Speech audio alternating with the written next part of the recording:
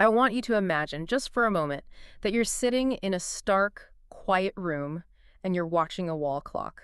Just watching the second hand tick by, making that really relentless sort of mechanical sweeping sound. Right, that classic ticking. Exactly. And 40 minutes have passed. Exactly 40 minutes since someone right in front of you experienced the sudden, terrifying onset of stroke symptoms. Wow, okay. That's a tense scenario. It really is. And the question is, why does that specific number 40 minutes matter more than almost anything else in that situation? Well, it's because in that scenario, time is no longer just, an abstract concept that we use to schedule our day. It's quite literally a physical measure of living tissue. Yeah. That ticking clock is the defining metric of survival for the brain. Welcome to today's deep dive. We are looking into a stack of really fascinating medical sources and research notes that detail the exact microscopic biology of a brain infarction, which is what most of us just casually call a stroke. Right. Our mission today is to map exactly what happens when blood flow to the brain stops. We're going to go second by second, millimeter by millimeter, to understand this incredibly tiny, high-stakes window that exists between life and permanent brain damage. And, to do this justice, we really have to ask you to completely shift your perspective. Because we tend to think of the brain as this mystical seat of consciousness, right? Yeah. But biologically, we need to look at it as an incredibly demanding, high-performance engine that operates with absolutely zero reserves. Okay, let's unpack this. Because to understand what 40 minutes actually means for that person in our scenario, we first have to establish just how fast this high-performance engine reacts to a sudden loss of fuel. Yeah, and it turns out we aren't measuring this initial reaction in minutes at all. Right, we're measuring it in seconds. Exactly. The cascade is genuinely terrifying when you look at the timeline.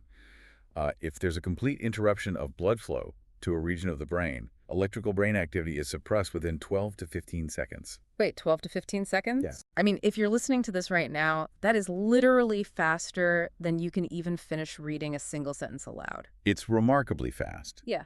And, the timeline just doesn't stop there. What happens next? Well, within 2 to 4 minutes, synaptic transmission, which is the chemical and electrical way neurons actually talk to each other across gaps, is completely inhibited. Okay. And by the time you hit 4 to 6 minutes, electrical excitability is abolished entirely. The tissue simply cannot carry a signal. Man, it makes me think of, like a rolling blackout in a major city grid. Oh, that's a great way to think about it. Right. Because first, the main power plant goes offline, and within that 12 to 15 second mark, all the streetlights and office buildings just go dark. The city is plunged into shadow. Yeah.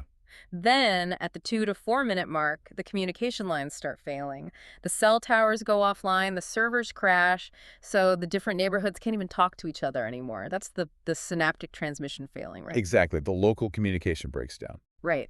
And finally, at 4 to 6 minutes, the entire grid just locks up. The infrastructure itself can't even hold a charge anymore. What's fascinating here, though, is that this initial electrical silence isn't actually the same thing as cell death. Wait, really? It's not dead yet? No, it's actually the brain's absolute baseline tolerance for interrupted flow.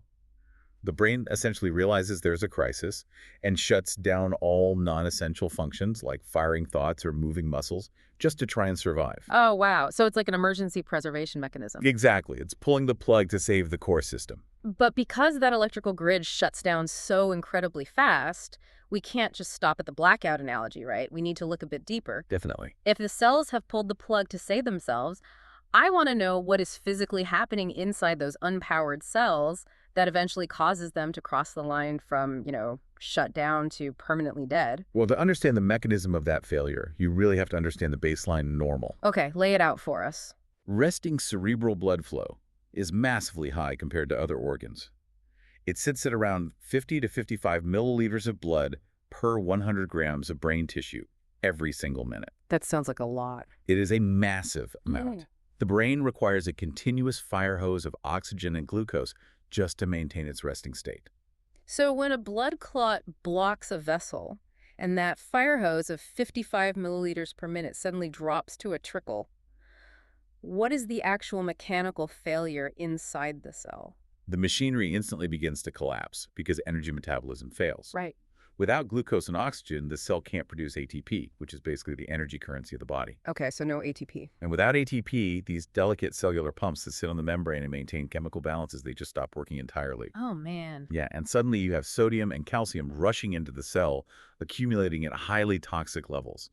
This influx triggers the release of excitotoxic neurotransmitters. Wait, I need to push back on this a little bit because it seems totally counterintuitive. How so? Well, if the cell has no energy, if it's literally starving, how does it have the capability to actively release chemicals and destroy itself? You're describing an active chemical spill, not just, passive starvation. That is such an important distinction, and honestly, it's the core of why strokes are so devastating. Okay. Think of those chemical balances, keeping the sodium and calcium out of the cell like a dam holding back a massive reservoir. Oh, I see where this is going. Right. It takes continuous massive energy to keep those floodgates closed. When the energy fails, the gates don't just lock in place, they swing wide open. The dam breaks. The dam completely breaks. The calcium rushes in, and calcium acts as an incredibly aggressive messenger in the cell. Okay. It signals the release of massive amounts of glutamate, which overstimulates all the neighboring neurons to a really dangerous degree. Ah, I see. So it's not that the cell is spending energy to destroy itself, it's that the containment field has failed, and all the dangerous stuff is just breaking loose. That is exactly the case. And this chemical chaos leads to a massive buildup of lactate, which causes local acidosis. So the tissue is getting acidic? Yes, the tissue literally becomes dangerously acidic. Free radicals begin to form, which are these unstable molecules that physically tear apart the cellular structure. Yikes. Yeah, and then the cells start to swell with water because sodium pulls water in with it. Right. Wherever salt goes, water follows. Exactly. Finally, destructive enzymes are activated that start chewing up the cell's own proteins. And ultimately, this entire uncontained sequence causes the cell to undergo apoptosis. Which is programmed cell death, right? Yes. Okay, so if this toxic chemical spill is just ripping through the tissue, it makes me wonder if this is an all-or-nothing event. What do you mean?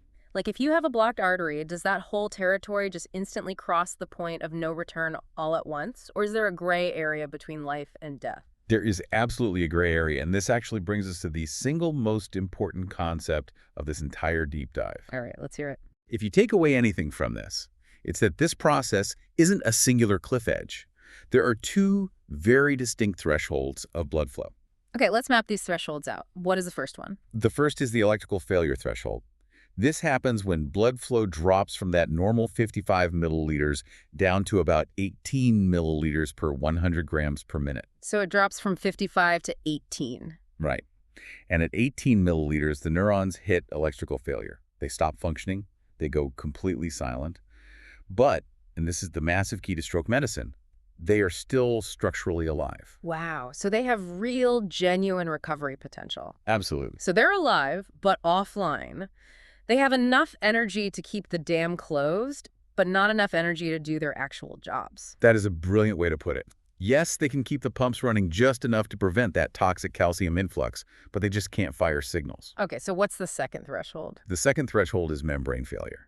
This occurs when flow drops down further to around 8 milliliters per 100 grams per minute. 8 milliliters? Yeah. Once you hit 8, the dam breaks.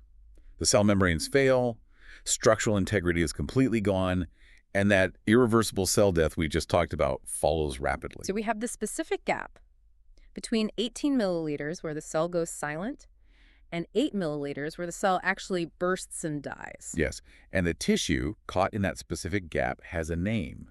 It is called the ischemic penumbra. The penumbra. Yeah, and in a lot of the medical literature, you'll actually hear it referred to as the zone of misery perfusion. Misery perfusion. I mean, that is a perfectly grim medical term. It paints a very clear picture. It is incredibly accurate, honestly. The neurons in this penumbra are functionally silent. So if you're looking at the patient in the ER, they're showing severe stroke symptoms. Maybe they can't speak, or half their face is drooping, or they can't move their arm. Right, because the neurons are offline. Exactly. But biologically, those silent neurons are structurally intact. They are genuinely salvageable if you could just get the blood flowing back to them. Here's where it gets really interesting, especially if you're trying to visualize this. Yeah. The penumbra is basically a smartphone in extreme battery saver mode. Oh, I like that. When your phone hits 1%, The screen goes pitch black, it won't ring, it won't vibrate, it won't let you open any apps. It looks completely bricked. Exactly. To the outside world, the phone looks completely dead. But the hardware inside is actually perfectly fine. The motherboard isn't melted, all your photos and data are still there. You just have to plug it into a charger before the battery fully drains and it corrupts the system for good. That is a phenomenal analogy. But if we connect this to the bigger picture of emergency medicine, there's a very dangerous misconception people have about the penumbra. Which is? They tend to treat it as a fixed anatomical zone. They think of it like a permanent ring drawn on a map of the brain. But it's dynamic, like it's changing. It is a highly time-dependent, incredibly dynamic state. The penumbral tissue shrinks continuously as time passes without reperfusion. So it's getting smaller every minute. Right. It's not a snapshot, it's a race. Right. The core of dead tissue, the area that has already dropped below that 8 milliliter threshold, is actively expanding outward, literally eating into the penumbra minute by minute by minute. Oh, man. So when ER doctors use the phrase, time is brain. They are directly describing this exact biological shrinking ring. Every single thing about acute stroke treatment, whether it's administering clot-busting drugs like thrombolysis or a surgeon going in with a catheter for a thrombectomy to pull the clot out, these incredibly rigid time windows exist for one single purpose. To plug the phone in. Yes, to rescue that smartphone on 1% battery before it permanently converts into dead core tissue. Which brings up a pretty dark question, honestly. Go for it. If the race is lost, like if the medical team just doesn't get there in time and the penumbra shrinks down to absolutely zero, what does the resulting permanent damage actually look like? Like on a macro level, if you were looking at the gross pathology of a completed infarct, what are you actually seeing? Well, visually, the brain surface over the infarct appears noticeably pale and swollen compared to the healthy pink tissue around it. Okay. But the shape and the location of that paleness tell a very specific story about how the blood flow failed. For instance, in cases of hypotension-driven ischemia, which is when blood pressure drops systemically across the whole body, the damage targets very specific areas known as watershed zones. Watershed zones. Those are the borders between different blood supply territories, right? But why are those borders the most vulnerable? Think of it like a massive lawn being watered by two different sprinkler systems. Okay. Sprinkler A covers the left side, sprinkler B covers the right side. The very edge where the mist from sprinkler A barely meets the mist from sprinkler B. That is the watershed zone. Right, they barely overlap. Exactly. It's the furthest possible reach for both water sources. If the water pressure in the neighborhood drops just a little bit, neither sprinkler can shoot as far as it used to. Oh, I see. So that middle border area is the very first part of the grass to dry out and die. Because it's at the absolute end of the line for the plumbing. That makes perfect sense. Yep. But what if it's not a general pressure drop? What if it's a specific physical blockage, like a clot completely choking off a major artery? Then the shape of the damage depends heavily on something called collateral flow, which is essentially the brain's backup plumbing network. Okay. If you have a major artery completely occluded, but your neighboring collateral blood vessels are doing a good job rerouting blood into the area, you end up with a wedge-shaped infarct. The collaterals preserve some tissue on the margins. And if the collaterals are bad? If you have poor collateral flow, the entire arterial territory simply infarcts and dies all at once. Wow. You know, this actually raised a terrifying question about the medical rescue mission itself. What's that? We talked about trying to restore the fire hose of blood flow to save the penumbra. What happens if you give a clot-busting drug and blood flow is suddenly restored at full pressure into a territory where the tissue has already crossed that fatal 8 milliliter threshold, like where the membranes have already burst? That scenario is one of the most dangerous, lethal complications in stroke neurology. It is called hemorrhagic transformation. Is that because the pipes themselves are dead? That is the exact mechanical reason. We often forget that blood vessels are made of living cells, too. They have their own membranes that need ATP. Right, they have to maintain their own dams. Exactly. If the surrounding tissue has been dead for too long, the endothelial cells making up the walls of those capillaries and arteries have also deteriorated. Oh, boy. So if you suddenly blast normal high-pressure blood flow back into those brittle necrotic vessels, they just can't hold the pressure.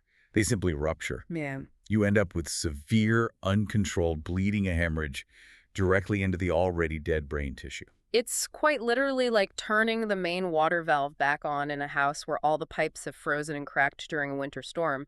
You aren't fixing the plumbing at that point, you're just flooding the basement. That's spot on. And it's the exact biological reason time windows for stroke treatments are so agonizingly strict. Right, they aren't just making up rules. No, it's not arbitrary rulemaking at all. The physician is constantly balancing the mathematical chance of saving the penumbra against the catastrophic, potentially fatal risk of hemorrhagic transformation in the dead core. Okay, we know what the gross macro-level brain looks like. And if those large vessels are bursting because they're brittle, it really makes me wonder about the microscopic foundation. What about it? What does this cellular wreckage look like under a microscope as the hours and days tick by? It follows a genuinely predictable timeline, but the sources point out one detail that usually shocks people. Microscopic changes do not appear immediately. Wait, really? Yeah. If you took a biopsy of the tissue right when the cells crossed that 8 milliliter death threshold and looked at it under a microscope, it might look relatively normal. The visible structural changes can be delayed for up to 6 hours. Wait, 6 hours of a microscopic delay? Even though the cells are already entirely dead and the chemical spill has happened, why does it take a quarter of a day to actually see the damage? Because structural breakdown takes time. Think of an abandoned building. The power goes out immediately, right? But it takes months for the roof to cave in, the paint to peel, and the steel to rust. Oh, I get it. On a cellular level, that peeling paint is the structural proteins denaturing. The enzymes that dismantle the cell's architecture are themselves compromised by the lack of blood flow, so the physical decay of the cell's skeleton is just a slow process. Ah, so it takes time for the scaffolding to actually collapse. Precisely. But once those visual changes start at the 6-hour mark, they follow a really strict pathological schedule. What happens first? First, the neurons swell up, then they shrink, and their nuclei undergo a process called pinosis. Unpack pinosis for us. What does that actually mean for the cell? It means the nucleus of the cell, which holds all the DNA, condenses and shrinks into this tiny, dense, useless mass. Oh, wow. It's like taking a beautifully organized filing cabinet of blueprints and crumpling them all up into a tight ball of trash. That's a tragic image. It is. And because it's so dense, when pathologists apply stains to look at it under a microscope, it absorbs a lot of dye and becomes hyperchromatic, meaning it looks incredibly dark. The blueprint is destroyed, so the cell is definitively dead. And I'm guessing that's when the body's cleanup crew arrives to deal with the wreckage. It is. The body treats this necrotic tissue as a massive hazard that needs to be cleared out. Right, it's a biohazard zone now. Exactly. So starting around 4 hours and becoming highly abundant by 36 hours, immune cells called neutrophils infiltrate the area. They are the inflammatory first responders, basically. They are. They rush in and release chemicals to start dissolving the dead tissue. And then, at the 48-hour mark, a more specialized, heavy-duty crew takes over. Who's that? Microglia, which are the brain's resident immune cells, they begin to proliferate rapidly, and they transform into what we call foamy macrophages. Foamy macrophage? Yeah. They literally roam the area, engulfing and ingesting the dead cellular material and the broken down myelin, which is the fatty insulation that used to wrap the nerves. And because they're eating all that fat, they physically look foamy under the microscope. You've got it. That's exactly why they get the name. So what does this all mean, like synthesizing all of this? What does this mean for the anatomy of a stroke once the dust settles? Our sources paint this incredibly vivid picture of the final state of a large infarct, describing it as 3 concentric rings. Yes, picture a physical target drawn on the brain. Okay. In the very center, the bullseye, you have the inner area of coagulative necrosis. That is the dead center. It is a total ghost town. Yikes. The cellular architecture might faintly resemble what used to be there, but every single cell is dead. This is the tissue that dropped below the 8 milliliter threshold almost immediately. Right, the pipes burst, the grid is totally dead. What's the middle ring around that bullseye? The middle zone is vacuolated, meaning it's full of tiny fluid bubbles from all the cellular swelling. Okay. It is highly inflamed tissue. It is basically a war zone, damaged, dying, and currently swarming with those neutrophils and foamy macrophages trying to break down and clean up the wreckage. And the outermost ring? The outer margin is composed of something called hyperplastic astrocytes. Astrocytes. Astrocytes are star-shaped support cells in the brain. In this outer ring, they become hyperplastic, meaning they multiply and go into absolute overdrive, trying to weave a physical scar tissue wall to quarantine the dead zone from the healthy brain tissue. Wait, if we overlay what we've learned today onto that physical map, That outer ring of astrocytes building a wall, hovering right on the edge of the permanent damage. It brings up a huge realization, doesn't it? Yeah. That outer ring is the exact physical footprint of the penumbra we discussed earlier. Oh, wow. During the acute early phase of the stroke, that outer margin was the zone of misery perfusion. It was sitting there, structurally fine, waiting in complete electrical silence for the blood to return. Shrinking by the minute while the core expanded. Yes. The final size and location of that outer ring tell you exactly when the race against time was won or lost. To bring this all together for you listening, the biology of a brain infarction isn't just some random chaotic event, right? It is a highly predictable, incredibly fast-moving chemical cascade. Absolutely. It starts with electrical silence in 15 short seconds. It spirals into a toxic chemical spill of calcium and glutamate that tears cells apart from the inside out just because the energy dam failed. Right. But the most crucial takeaway from all these sources is that the difference between full recovery and permanent life-altering damage lives entirely in that shrinking, dynamic outer ring of misery perfusion. It is arguably the single most vital piece of real estate in all of acute medicine. Which brings us right back to our hook, the patient we asked you to imagine at the very beginning of this deep dive. Right, the guy at the 40-minute mark. Exactly. The clock has been ticking. It's been exactly 40 minutes since the symptoms started. Based purely on the microscopic timeline we just mapped out, what does that number mean for him? It means that while his brain's electrical grid went down 39 minutes and 45 seconds ago, and that bullseye of a dead core has begun to form, the math is actually still heavily on his side. That's amazing. Yeah. That 40-minute mark dictates that a significant portion of his penumbral tissue is likely still salvageable. The window, though closing rapidly, is still genuinely open. The smartphone can still be plugged in. But I want to leave you with a final, slightly provocative thought to ponder based on something that happens long after that window closes. Oh, that's a good point. Yeah, because our sources note that eventually, months later, after the dead center is fully cleared out by those foamy macrophages, neovascularization occurs.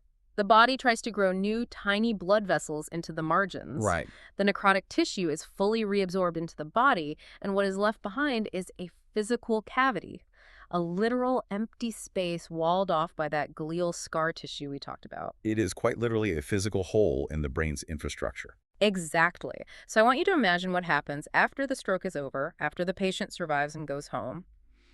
How does the rest of the brain, this incredibly dense, intricate web of billions of neurons, rewire its vast network of memories, speech, and movement? It's incredible to think about. How does human consciousness map its way around a literal, physical, empty cavity left behind by just a few minutes of electrical silence? The neuroplasticity required for that is a truly staggering puzzle. For something to think about the next time you find yourself watching the second hand on a clock tick by.